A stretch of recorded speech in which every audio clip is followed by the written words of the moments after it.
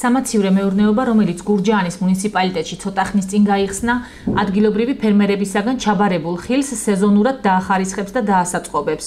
სოფელ ველისციხეში გახსნილი საწარმო თანამედროვე ტექნიკით არის აღჭურვილი.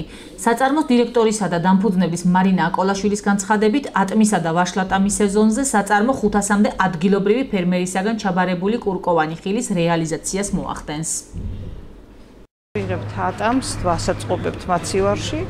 და მე გადის უკვე რეალიზაციაზე, ანუ სასურველ ტემპერატურას რომ იღებს, სადღაც 5 გრადუსამდე უნდა ჩამოვიდეს თვითონ ხილის ტემპერატურა. და მე უკვე თავისუფლად შეიძლება ამისი ტრანსპორტირება და დაზიანება რა თქმა უნდა ნაკლები იქნება. საწარმოს მფლობელის ინფორმაციით, სამაციურე მეურნეობას ერთჯერადად 250 ტონა ხილის მიღება გადამუშავება შეუძლია. მისივე განცხადებით, საწარმოში პროდუქციის მიღება გადარჩევის გარეშე მოხდება. გარდა სეზონური სამუშაოებისა, ფერმერი ქალბატონი ხურმის ჩირის დასამზადებლად საშრობის მოწყობას გეგმავს. 2015 წელს გავიმარჯვეთ რიპის პროექტში, USAID-ის სოფლის მეურნეობის განვითარების პროექტია და მე ვარ ამ პლატფორმის რიპთან არსებული ქალთა გენდერული პლატფორმის წევრი.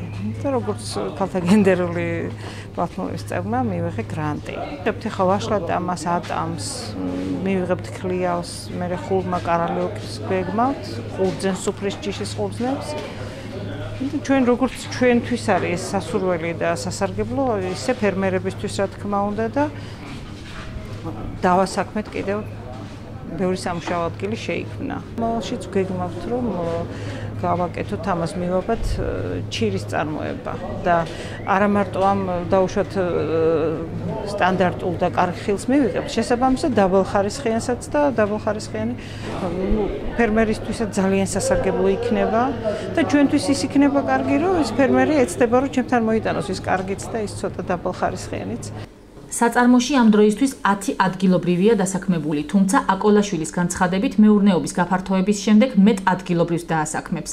მოსახლეობა აცხადებს, რომ სოფლის გზაზე გასაყიდად გატანილი ხილი გაცილებით იაფიღებს, ვიდრე ხილის ჩამბარებელ პუნქტში. ისინი ამბობენ, რომ მსგავსი საწარმოს ფუნქციონირება სოფლისთვის მნიშვნელოვანია, რადგან დამატებითი შემოსავლის მიღებაში ეხმარება.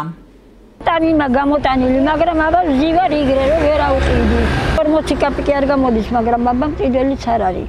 გვასაქმეს ჩვენ ძალიან მადლობლები და მოხარულები ვართ, რომ ჩვენ ასეთ ბედნიერებაში ვართ და ასეთი ენერგიული და დაუღალავი შრომის მოყარე კეთილი ადამიანები ყავს გვერდში.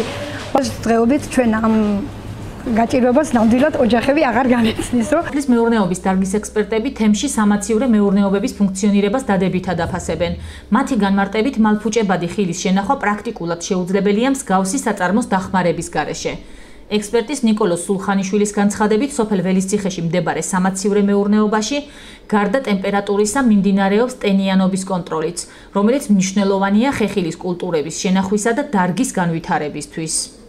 ამ მეურნეობის გამოყენება შესაძლებელია დაუშვათ სუფრის ჯიშის ყურძნებისთვის, რომელიც ძალიან კარგია იმ კულტურებისთვის, რომელიც ახლა მთელი მსოფლიოს მასშტაბით მოთხოვნა იზრდება, ეს გახლავთ კენკროვანი, მაგალითად მაყვალი, ჟოლო და ასე შემდეგ ესეთი სახის კულტურები, რომლებსაც მინდა ვთქვა, რომ ამ ყველა კულტურას აქვს მისთვის და თავიანთვის დამახასიათებელი და მისთვის განკუთვნილი როგორც ტემპერატური, ასევე ტენიანობის რეჟიმი, რომელთა კონტროლის და დაცვის გარეშეც პრაქტიკულად მათი შენახვა ხანგრძლივი დროის მანძილზე შეუძლებელია. აქ უკვე ეს ხდება.